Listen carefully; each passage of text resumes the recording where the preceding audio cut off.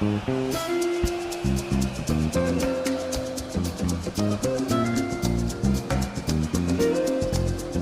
wanna be free from all this politics. I wanna be free from all these politicians. I wanna be free from all these corrupt monsters. We want to chop man.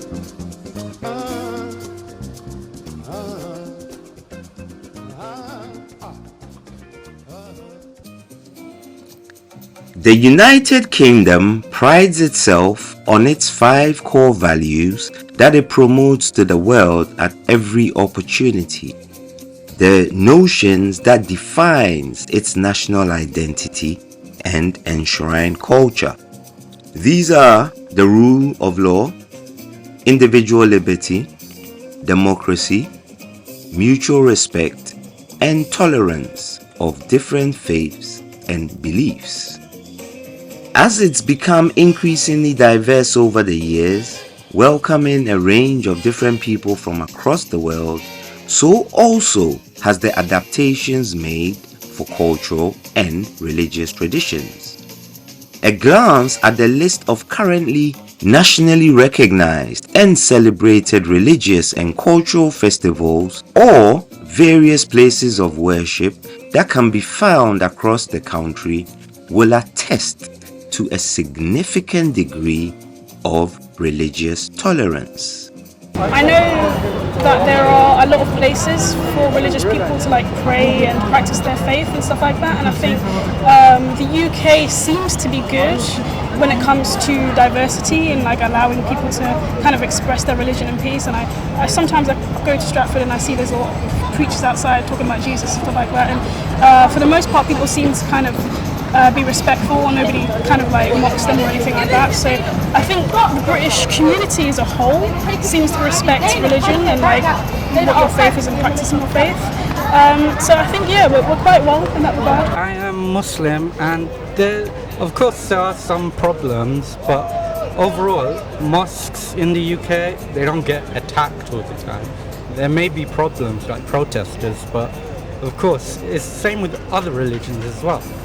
I mean, of course there are some times that people do things like that, but overall the UK is very tolerant. I can't say yes and I can say no. Probably I can say it's not enough what they are doing at the moment, and they should provide more facilities, I think it has different constructs for everyone's faith. I think that there's places where everyone can go, share their beliefs, have their beliefs. But I'm a man that travels a lot, so where I travel, I feel that in different countries, especially, they have more for people of different faiths. Oh, okay. Especially in Morocco, Tunisia, Gambia. Just thinking about places that I've traveled, even Spain. If you go to different parts in the south, and you have so many churches, so many places you can go in, so many places, even if you're not of that faith, you can go in and you can just have your healing, have your time. By no means perfect in its provision, but what these affordances have done so far is contribute to a deeper understanding of different faiths and cultures within UK society. I feel the UK can provide quite a lot of benefits for your religious needs. We've become a lot more of an accepting country in the sense that we have mosques, different religious temples, even different churches with completely different religions. It's very good. I'm atheist. I haven't found any beliefs that I have connected to yet, but I really respect and I appreciate the fact that you can appreciate culture in the sense of having them buildings here. When one considers the UK even provides sanctuary for persecuted faith groups from other countries, such as the Falun Gong from China, the impression one gets is a nation deeply committed to promoting tolerance for different faiths, which is why a stark exclusion in the list of national festivals raises many an eyebrow. The omission of a whole continent and its sacred heritage, Africa. What makes this exclusion even more perplexing is the long history the United Kingdom has had with African people for centuries and is keenly aware of the existence of their sacred traditions. This we know because in 1898, the UK government would authorize the passing of a law in its colony at the time, Jamaica, to ban all forms of African religiosity or faith expressions. The ideas in this law will consequently be implemented in all its colonies across the world, such that to date we still find detrimental references to African spiritual systems and its practices in the national constitutions of many former British colonies. What this act also evidences is that the British were and are fully aware of the existence of these faith systems many enslaved Africans carried with them to the diaspora due to the Ma'afa, the African Holocaust. As such, their continued exclusion in this day and age runs contrary to the stated British value of tolerance. It wouldn't surprise me. It wouldn't surprise me at all. Pretty much quite pathetic, because how can you ban one specific culture or faith's beliefs and allow everything else? It seems very specific. I was saying that they, for me, try to demonize our energy and our light and our faith. And you can see in churches, in all religions and everything, in all music and everything that is in this world comes from, you know, where it comes from. So we need to just need to be ourselves and bring it back up. And that's it. That's not very great, but it's good to see the UK has progressed so much. Look at it, there's no problems with that kind of stuff now. I mean, yeah. Shocking, considering the image that they portray. The Obia Act, passed in 1899, was the finalization of an earlier act first passed in 1760. It is the first among the European nations of the time to use lawfare to ban a faith, doing so with definitions that associated it with fraud, deception, and superstition, further stigmatizing it in order to encourage dissociation from the practice. According to its ill-defined definitions, even modern-day spiritual movements such as the New Age religion would be criminal, as it prohibits acts like mediumship, divination readings, and working with herbs. Even some established religions of today, such as Buddhism and Hinduism, are technically illegal according to the clauses of the Obia Act. I read about it and about the English Empire, and then after that, now they become in a Commonwealth, which is they are before it was the monarchy and all of that. So that is, I think, it was not good, way to think about to be tolerant and stop other people to choose which religions they can, to belong to. Or I think that is quite harsh and it's a cruelty, for that person or that group of people, because I believe everyone live in freedom and everyone free to do whatever he wants or to join any group, any faith. The main thing, they respect each other and we treat other with kindness, compassion, and mutual respect. Yeah. I am shocked by that information. I would like to know why they made that decision. We also know that the act was not grounded in any religious, ethical, or moral order per se, but rather economic reasons.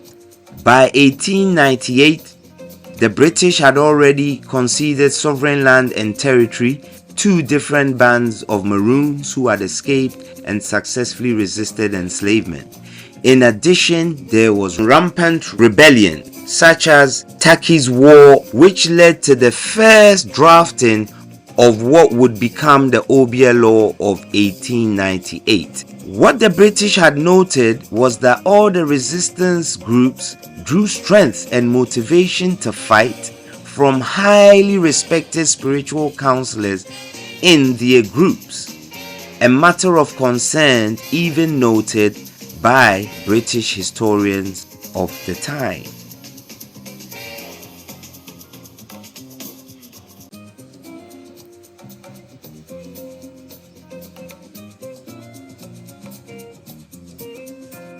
So for the British, terminating all such individuals became an act of warfare, which is the strategy used to quell what has been recorded as the last of the largest rebellions carried out by enslaved people for their freedom, led by a man named Taki or Techi in 1760.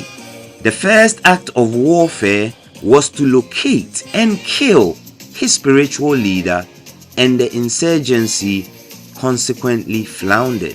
So the context leading up to the passing of these laws makes clear their actual intent. It was all about the money, not the welfare of the enslaved. It was not because African faiths were inherently evil or bad, but their tenets or ideas about divine human autonomy and freedom were obstacles that prevented the willingness to be enslaved, and they had to be removed with extreme prejudice.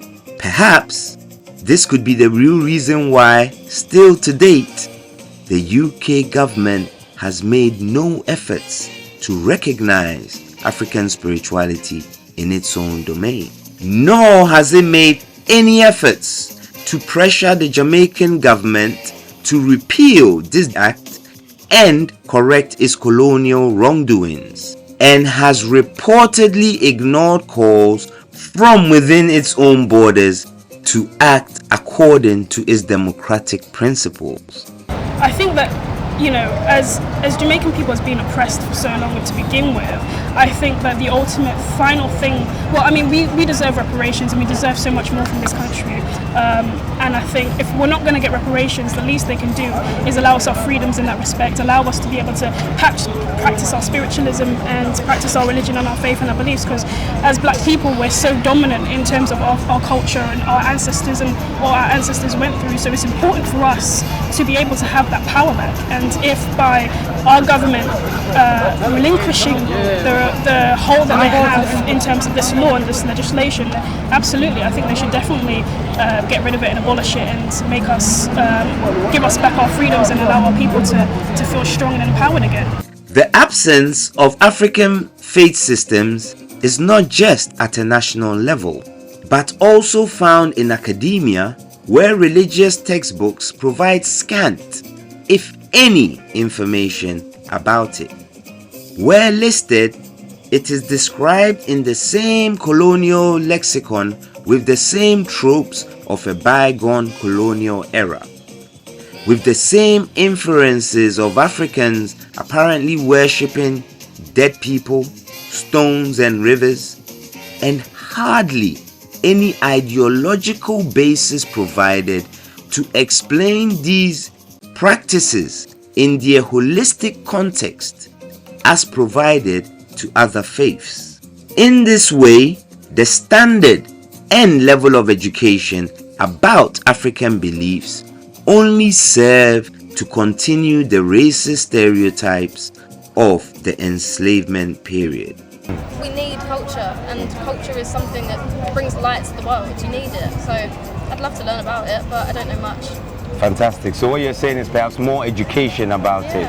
would be good? Because in secondary school, all I learned in RE was maybe a little bit of Hinduism, a little bit of this, a little bit of that, and you don't get in depth to any culture. I didn't learn about African culture at all in school, let alone the different religions associated. So when it comes to black cultures, I know that there's a lot of spiritualism. Like I myself is from a Caribbean descent, so my mom and my dad are Jamaicans. My mom and my dad are Rastafarians. So I was brought up in a very cultural environment where we practice Sabbath on a Saturday. We read our Bible every Saturday in practice. We practice Sabbath. So I was raised in that environment, and I know that there's a lot of African tribes as well that practice different faiths and stuff like that. I'm not too familiar or well versed with the African culture and stuff like that, but I know from a Jamaican standpoint, like there's you have Christians, Seventh-day Adventists, and stuff like that. So yeah. Excellent. So do you think the government can do more by promoting more education around the other African faith expressions that generally people don't talk about? Absolutely. I mean, I went to a Catholic school when I was growing up in secondary school, and although they did try to kind of introduce the students to different religions, like we learned about Catholicism, we learned about Buddhism, but yeah, there wasn't so much of an information provided on the Afro aspects of like black history and black culture and black religion. So I think they definitely should teach that in schools. I think young people want to know, like especially if you're a black child and you're growing up, you already feel different in the UK, and if you learn more about your history, about your culture and about your religion, like it might make you feel like a stronger being, like you can achieve what you want to achieve in this life, you know, because we're so held back as already, especially in school. What I found out from my own research, that there is common ground between all the religions. Yes. That is main things, even because I can't tell you the story one by one at that time, but there is common ground, universal common ground between all religions, which is based on compassion, kindness and justice and love. What remains most distasteful about the continued marginalization of African beliefs is how unreserved the UK government and establishment are happy to profit off its knowledge of these systems while simultaneously refusing it any of the statutory rights afforded other faiths. One such example was in 2022 when the British Museum held the exhibition Feminine Power, the Divine to the Demonic. This exhibition catalogued a range of female deities across the ages, including many of African origin, from antiquity to the present, one of which was the Yoruba deity Oshun.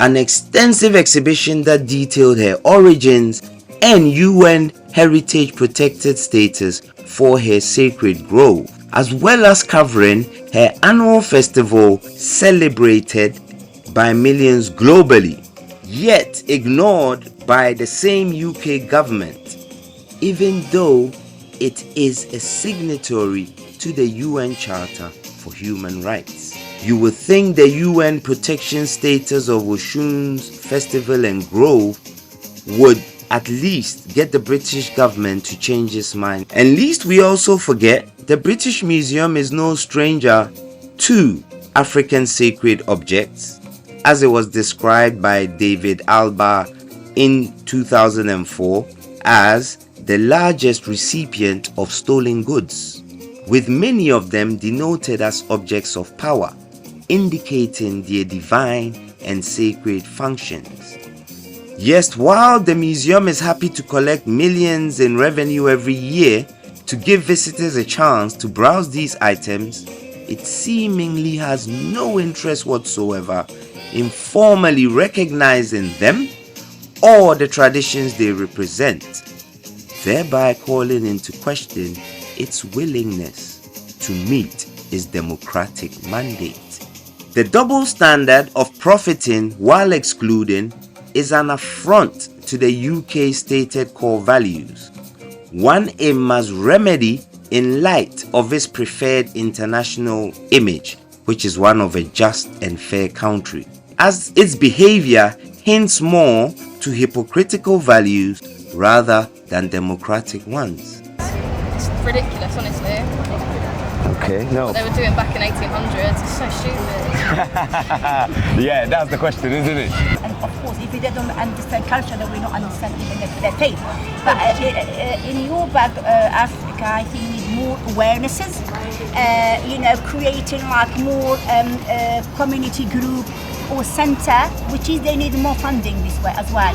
They need more, and instead of using the funding for the government elsewhere, but fighting and getting nowhere, just creating hate. You have to get funding that for the community group, for that. As I said, every group will have awareness about African heritage and heritage faith, and that where you can teach our children and our generation about their race, about our ancestors, and that people they may have a clear idea about the treasure and more things that have been hidden for the centuries, and they may change their mind or they can accept it.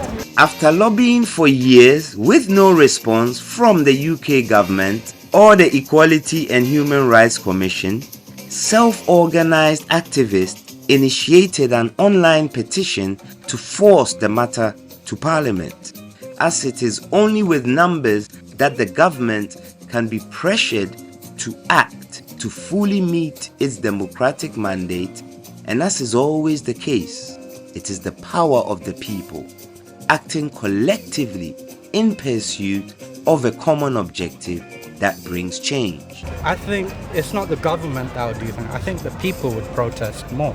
The government is obviously restricted in some ways. We can only just have faith that the people will do something about it. Our people will hopefully try to do something about it, but the government in that way can't be involved. Right, okay.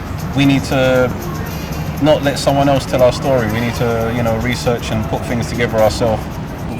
But I feel like myself included could do a lot more. Like meeting you, guy behind the camera and everything else. I'm sure there's a lot more now with the age that we're in with Instagram, TikTok and everything else. It's more easier for us to be able to spread the word and spread knowledge. You don't have to go into a school. You can just have a live, TikTok live or Instagram live, and you can preach what you want to preach. Once signatories who are UK citizens sign it, it can be moved to a parliamentary petition, and the matter must be discussed and decided upon. We encourage all to also sign the change.org petition, as it will also reflect the depth of global support for African spirituality, which can be of use to activists in different parts of the world to achieve their various goals in support of the retention and preservation of African spiritual systems. It will show a level of solidarity that crosses borders and marks the fact that African spiritual practices will no longer be confined to the peripherals or margins of society, or be the scapegoat of all social ills or religious superstitions.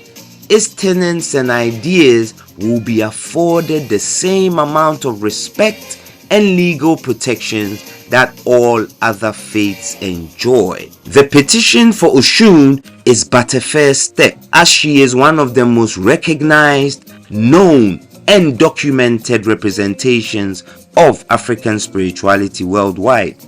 She also holds the most political leverage to open the door for a systemic and comprehensive change. So sign, share, and contribute to this discussion and movement for change. Just need to be ourselves and bring it back up, and that's it. And not care what the repercussions are going to be, because the repercussions are going to be worse if we don't do anything for the next generation.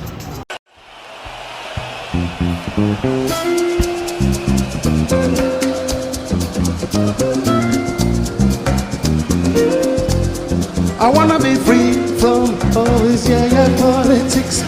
I wanna be free from all these politicians. I wanna be free from all these corrupt monsters. We want to chop man.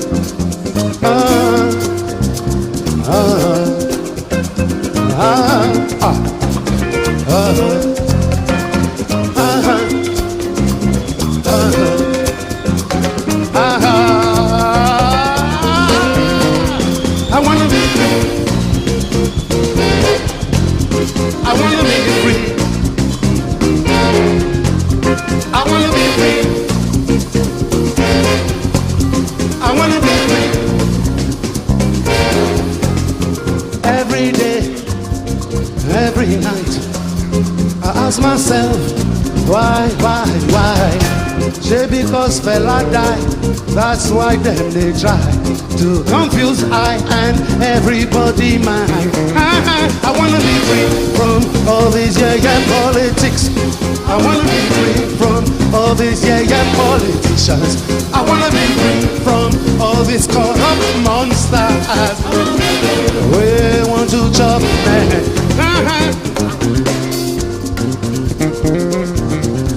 The king is dead. Madam Kukuma kill the king for political reasons. Them no fit talk as it be. Oh yeah, back to politics. Them start to dribble and scheme for the same corruption and greed. No plan for you and me. From all these politics, from all these politicians, from all these corrupt monsters, we want to chop them. When we they sleep, they meet to plan their evil strategies to control our resources. African leaders and their foreign counterparts, they be like from these evil monsters. We shall never be free from all these politics, from all these politicians, from all these corrupt monsters. We want to chop them. I said every day, every night, I ask myself, why? Say because fella die, that's why them they try to confuse I and everybody mind.